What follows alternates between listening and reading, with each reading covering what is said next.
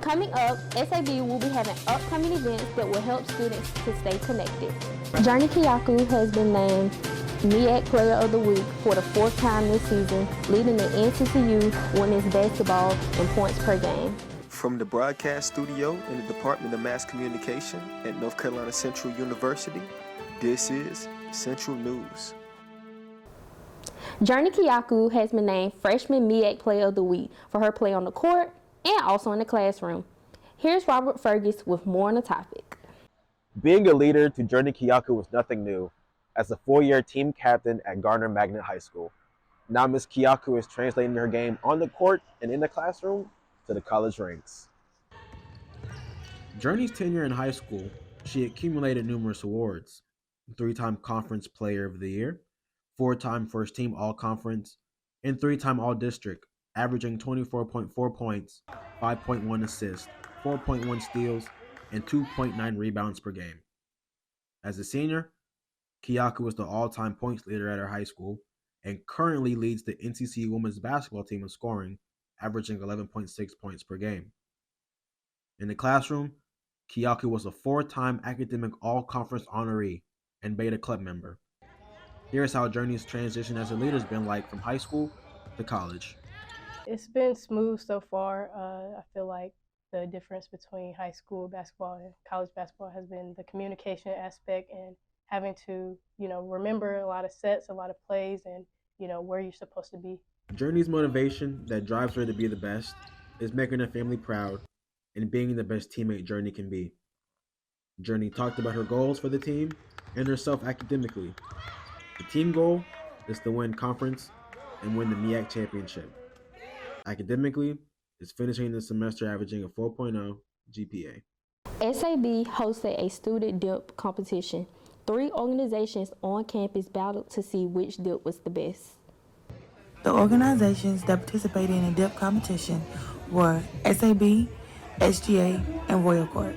Students were the judges and voted on their favorite dip. The 3 dip choices were Rotel dip, Buffalo chicken dip, and corn dip. The students chose the Buffalo dip as the winner. In the upcoming events, we're partnering with 2 different organizations. We're partnering with Rap Snacks, and we're partnering with Alpha Lambda chapter of Delta Sigma Theta Sorority Incorporated. We're partnering with them on our Black History Night. The event was a collab with the CAF during lunchtime from 10:40 to 11:35. There was a DJ, and tickets were given out to a lot of students to vote on their favorite dip. If you missed a dip competition, don't worry. SAB hosts events every week. To stay updated, please visit NCCU_SAB on Instagram. Reported for Central News, Jakaya Glass. Eagles, if you run out of things you need, don't be shy. Stop by the spot and get some things for free. I am here with the campus resource for all Eagles. Yes, NCCU has a campus pantry for you. Here, they have numerous items available. The campus pantry is located in the Miller Morgan building on the 2nd floor, room 204C. There are signs posted to let you know you've reached the spot. It is open Monday through Friday, 10 a.m. to 4 p.m. Well, I'm going to say, with canned foods hygiene, I feel like that's really interesting and very helpful. So, I would check it out, honestly. Indeed, the pantry has canned food items such as soups, vegetables, and tuna. There are more side items including pasta, rice, and beans. Here, they have snacks, select drinks, and a few breakfast choices. The hygiene consists of shampoo and conditioner, shaving products, feminine products, and even baby items. Food insecurity is a huge issue on college campuses, mainly HBCU campuses. Eagles will need to fill out the intake form. The questions help the organization to collect research data. It asks for your age range, ethnicity, how many people you're picking up for, and the weight of the bag. For questions or concerns, you can text or call 919-764-4479, email campuspantry@nccu.edu, or follow them on Instagram at NCCUCP. Reporting for Central News, Raven Hawkins. A local African American cemetery has been vandalized and neglected. A nonprofit has banded the community together. The Friends of Gear Cemetery have been organizing weekly cleanups in this space for the past several months. Currently, there are major efforts being made into researching this space and those who are buried here. Geer Cemetery is one of the first African American cemeteries in Durham. The cemetery first began to fall into disarray in the mid-1900s. Friends of Geer Cemetery is a local nonprofit invested in preserving the space. Out of the three largest African American cemeteries that were established in the late 1800s, it is the only one still standing. Friends of Geer Cemetery was formed in 2003. Currently, 4 descendants of people buried in the space are on the board of directors. They're these sacred locations, they're full of history, and the people here haven't gotten the respect they deserve, clearly, if they're covered in ivy. Community cleanups happen every Saturday from 10 a.m. to 12 p.m. Gloves and other equipment are provided. Geer Cemetery is located at 800 Colonial Street. Friends of Geer Cemetery are organizing an archaeological survey to help them determine how many people are buried in this space and who those people are. They say the results of that survey will help them plan preservation efforts for the future.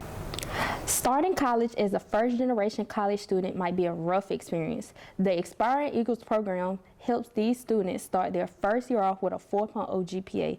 Alyssa Cooley with more on the developing story.